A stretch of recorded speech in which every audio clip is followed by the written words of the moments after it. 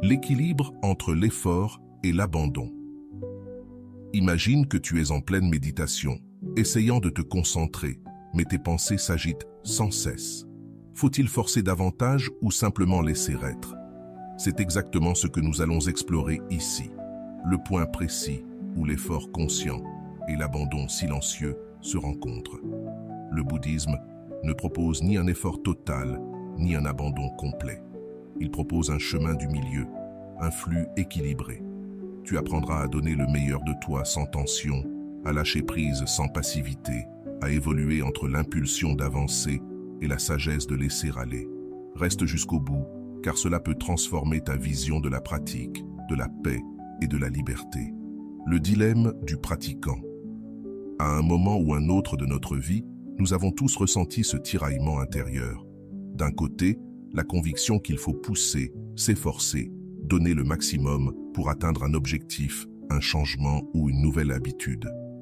De l'autre, une voix qui murmure que nous forçons peut-être trop, qu'il faut laisser les choses suivre leur cours et que le résultat viendra de lui-même. Ce dilemme ne concerne pas seulement la méditation ou la pratique spirituelle. On le retrouve dans l'apprentissage d'un sport, d'une langue ou même dans le simple fait de garder son calme lors d'une dispute.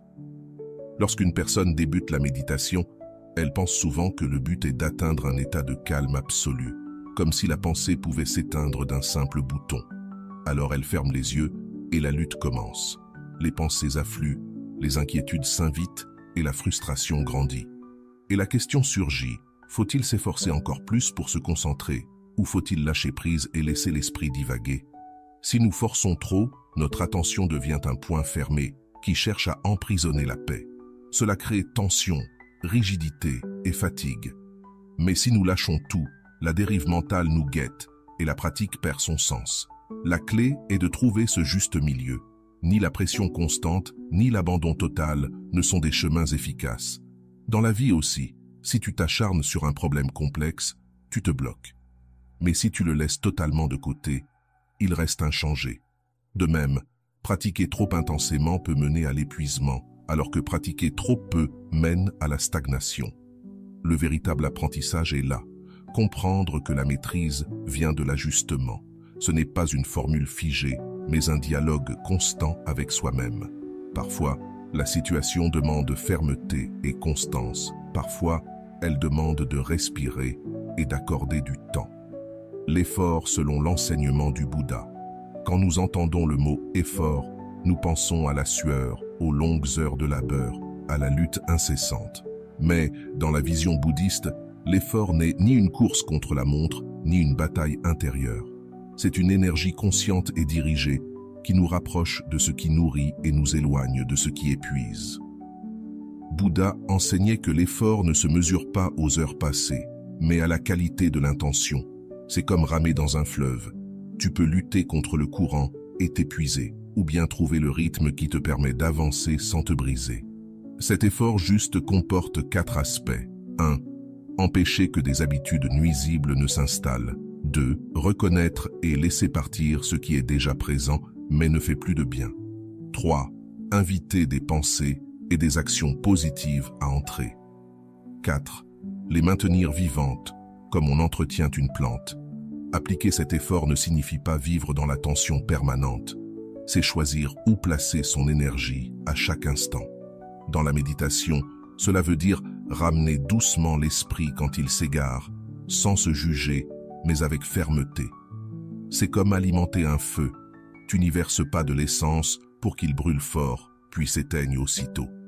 Tu ajoutes le bois nécessaire, au bon moment, et ainsi, la flamme dure dans le temps.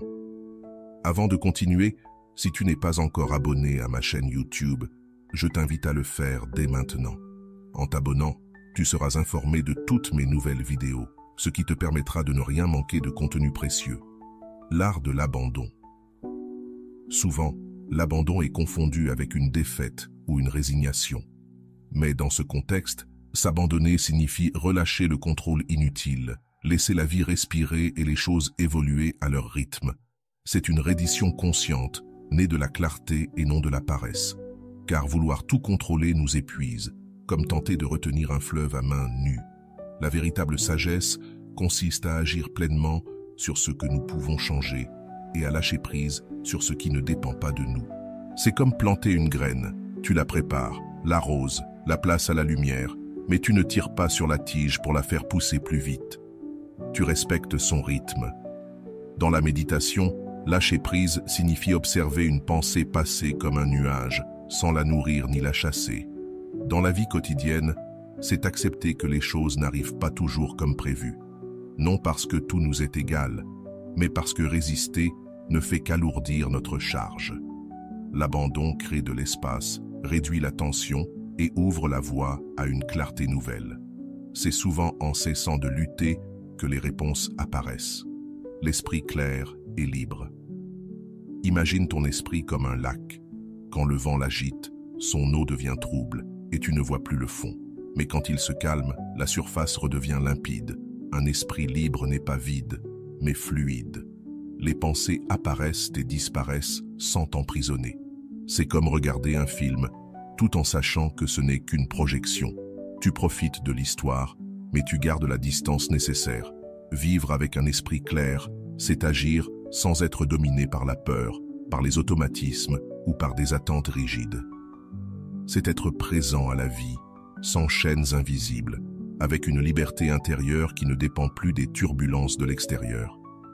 Répondre à ce qui se passe tel que c'est, et non pas comme nous craignons que ce soit ou comme nous voudrions que ce soit, nous offre une liberté immense, car il n'est plus nécessaire de tout contrôler. Nous commençons alors à faire confiance à notre capacité d'adaptation. Parfois, certains moments de la vie nous offrent cette sensation sans que nous la cherchions. Une promenade dans la nature, une musique qui nous touche profondément, une conversation sincère. Dans ces instants, nous nous sentons pleinement présents, sans effort, sans l'interférence constante de pensées dispersées. Le défi, c'est de cultiver cette qualité d'attention de façon consciente, et pas seulement lorsqu'elle apparaît par hasard. En méditation, l'esprit clair et libre se révèle lorsque nous cessons de lutter contre nos pensées et nos émotions, et que nous apprenons à les observer avec curiosité. Nous ne cherchons pas à repousser nos expériences pour qu'elles disparaissent, ni à les retenir pour qu'elles restent. Nous les accueillons, puis nous les laissons partir quand le moment est venu. Cette attitude crée un espace intérieur où le présent devient plus vaste et moins lourd. Un esprit ainsi apaisé n'est pas seulement plus tranquille, il est aussi plus créatif et flexible. Il nous permet de voir des solutions là où auparavant nous ne voyions que des problèmes. Il nous donne l'espace nécessaire pour répondre avec plus de sagesse. La clarté et la liberté mentale ne sont pas un luxe réservé à quelques privilégiés. Ce sont des capacités humaines que chacun peut développer si nous cultivons le juste mélange d'attention, de patience et de confiance. Le point juste entre tension et abandon. Trouver l'équilibre entre agir et lâcher prise, c'est comme accorder une corde de guitare. Si tu l'attends trop, elle se casse ou sonne faux. Si tu la laisses trop lâche, elle ne produit aucun son. Il en va de même pour notre esprit et nos actions. Nous avons besoin d'une certaine tension pour donner une direction, mais pas au point que cela devienne un poids qui nous épuise. Dans la méditation, si nous nous essayons de forcer la concentration, nous finissons tendus, impatients, frustrés. Si au contraire nous nous abandonnons trop, nous tombons dans la torpeur et l'errance mentale. Le point juste, c'est rester attentif mais détendu, présent mais sans pression excessive. Cet équilibre n'est pas une position figée, c'est un ajustement permanent. Un jour, nous avons l'énergie pour soutenir un effort plus intense. Le lendemain, fatigués, nous devons adoucir le rythme. Apprendre à calibrer cette énergie est une compétence précieuse car elle nous permet de rester constants sans tomber dans les extrêmes. Dans la vie quotidienne, il en va de même. Au travail, si nous nous imposons une exigence démesurée, nous finissons brûlés et démotivés. Si nous nous contentons du minimum, l'ennui et le blocage arrivent vite. Dans les relations, vouloir tout contrôler crée de la tension et de la distance. Mais se désengager trop provoque l'indifférence et l'éloignement. L'équilibre exige de la conscience. Cela implique d'apprendre à lire les signaux de notre corps et de notre esprit. Trop de tension se manifeste par des épaules crispées, une mâchoire serrée, des pensées qui tournent en boucle. Trop d'abandon se traduit par la dispersion, le manque d'intérêt, l'apathie. Reconnaître ces signaux à temps nous permet d'ajuster notre chemin avant que l'un ou l'autre extrême nous entraîne. Trouver ce point juste, c'est en réalité un acte d'écoute. Écouter ce que demande l'instant, ce que réclame notre intérieur, ce qu'appelle la situation. Parfois la réponse est d'avancer encore un peu, parfois c'est de reculer et de lâcher. Dans cet équilibre, il y a une beauté. Il n'est ni rigide ni mécanique, mais vivant, fluide et adaptable. Et quand nous le trouvons, la pratique et la vie deviennent plus légères, plus harmonieuses, comme un instrument enfin accordé qui se met à jouer sa musique. Vivre avec équanimité. L'équanimité est souvent mal comprise. Beaucoup pensent qu'elle signifie l'indifférence, comme si rien ne nous touchait. Mais c'est tout le contraire. Vivre avec équanimité, ce n'est pas fermer son cœur, c'est le garder ouvert et stable, même lorsque les circonstances changent, même lorsque la vie déjoue nos plans. C'est rester présent face à ce qui est agréable, comme face à ce qui est douloureux, sans se laisser emporter par l'un, ni écraser par l'autre. On peut comparer l'équanimité au centre d'une roue en mouvement. Les circonstances, joie, perte, réussite, échec, sont comme les rayons qui tournent sans cesse. Si nous restons accrochés au bord, nous sommes secoués à chaque rotation. Mais au centre, nous ressentons le mouvement sans nous perdre dedans. De là naît la clarté. Sans équanimité, nous vivons dans une montagne russe émotionnelle. Quand tout va bien, nous voulons retenir cette joie comme si elle pouvait durer éternellement. Quand tout va mal, nous nous effondrons comme si la douleur était sans fin. Mais l'équanimité nous apprend à savourer le bonheur sans s'y accrocher et à traverser les épreuves sans s'y noyer. Cela ne signifie pas ne plus ressentir d'émotions fortes. La tristesse, la joie, la colère, l'enthousiasme continueront à surgir. La différence, c'est que nous ne restons plus prisonniers d'elle. Si la tristesse arrive, nous la reconnaissons, nous la vivons, puis nous la laissons partir. Si la joie arrive, nous la goûtons pleinement, mais sans désespoir de vouloir la retenir. Ainsi, nos émotions cessent d'être les maîtres de nos décisions. En méditation, l'équanimité se cultive en observant que tout change. Les pensées apparaissent et disparaissent, les sensations naissent et s'éteignent, les humeurs se transforment. Plus nous voyons l'impermanence, plus il devient naturel d'arrêter de nous battre pour retenir ce qui nous plaît ou repousser ce qui nous dérange.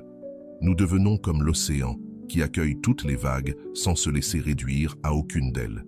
Et dans la vie quotidienne, l'équanimité se pratique partout. Face à une critique, sans équanimité, nous réagissons par la colère ou le repli. Avec équanimité, nous écoutons, nous voyons s'il y a quelque chose d'utile à retenir, et si ce n'est pas le cas, nous laissons passer. Face aux compliments, nous les recevrons avec gratitude, mais sans en dépendre pour nous sentir valables. L'équanimité nous aide aussi face à l'incertitude, car la vie est remplie de choses que nous ne contrôlons pas, le climat, l'économie, les choix des autres. Sans équanimité, l'incertitude nous dévore. Avec elle, nous acceptons que tout n'est pas entre nos mains et nous nous concentrons sur ce que nous pouvons influencer. Attention, équanimité ne veut pas dire passivité. Ce n'est pas « peu importe ce qui se passe », c'est « je peux rester présent et agir sans que la peur ou le désir m'aveugle ». C'est la vraie force tranquille, la paix au milieu de la tempête, mais pas une paix qui se cache, une paix qui soutient et qui permet de choisir avec plus de sagesse. Et comme tout ce qui a de la valeur, l'équanimité s'apprend pas à pas. Elle se développe à chaque instant où nous choisissons de ne pas réagir mécaniquement à chaque fois que nous décidons de respirer avant d'agir. C'est un muscle qui se renforce avec la pratique, jusqu'à devenir, avec le temps, une façon naturelle de vivre. Vivre avec équanimité, c'est en définitive vivre depuis un lieu stable qui nous permet de goûter la vie avec plus de plénitude et moins de peur. La tempête ne disparaît pas, mais nous apprenons à la traverser sans nous perdre en elle. Exercice pour entraîner l'équilibre. L'équilibre entre effort et lâcher-prise ne s'explique pas seulement avec des mots. Il se vit, il se pratique, il s'expérimente. C'est pourquoi, dans ce dernier chapitre, je te propose une série d'exercices simples que tu peux intégrer dans ton quotidien pour développer cette compétence. Le premier est l'attention douce. Chaque jour, prends quelques minutes pour t'asseoir en silence et observer ta respiration. N'essaie pas de la contrôler, contente-toi de la regarder. Si tu remarques que ton esprit vagabonde, ramène-le doucement au souffle. Cet exercice entraîne ta capacité à être présent sans tension et sans abandon. Le deuxième consiste en micro-pauses conscientes. Tout au long de la journée, arrête-toi quelques secondes avant de changer d'activité. Inspire profondément, ressens ton corps, prends conscience d'où tu es et de ce que tu es en train de faire. Cela empêche tes actions de devenir automatiques et t'offre un moment pour ajuster ton niveau d'énergie. Le troisième est la corde invisible. Pendant une activité, que ce soit travailler, cuisiner ou marcher, demande-toi, est-ce que je force trop ou est-ce que je me relâche trop? Ajuste-toi peu à peu jusqu'à trouver le point où tu sens à la fois l'énergie et la fluidité. Le quatrième exercice est le lâcher-prise. Choisis un petit domaine où tu ressens habituellement le besoin de contrôler l'ordre de la maison, la réponse d'une personne ou la manière dont un plan se déroule. Fais l'expérience de relâcher ce contrôle et observe ce qui se passe. Tu découvriras parfois que les choses continuent à bien se dérouler, voire mieux qu'avant. Enfin, pratique la gratitude consciente. Chaque soir, pense à 3 choses qui se sont produites dans ta journée, grandes ou petites, et remercie-les. Ce geste simple t'aide à relâcher l'exigence constante et à reconnaître tout ce qui est déjà en place dans ta vie. Avec ces exercices, tu entraîneras peu à peu ta sensibilité pour sentir quand il faut agir et quand il faut laisser la vie suivre son cours. Il ne s'agit pas d'atteindre une perfection rigide, mais de cultiver un équilibre vivant qui s'adapte à chaque instant. Et si ce contenu t'a inspiré, je t'invite à le partager. Peut-être qu'une personne proche de toi cherche elle aussi ce juste point entre agir et lâcher. Rappelle-toi, l'équilibre ne se trouve pas d'un coup. Il se construit pas à pas, moment après moment. On se retrouve dans la prochaine vidéo et d'ici là, continue à affiner ta corde intérieure.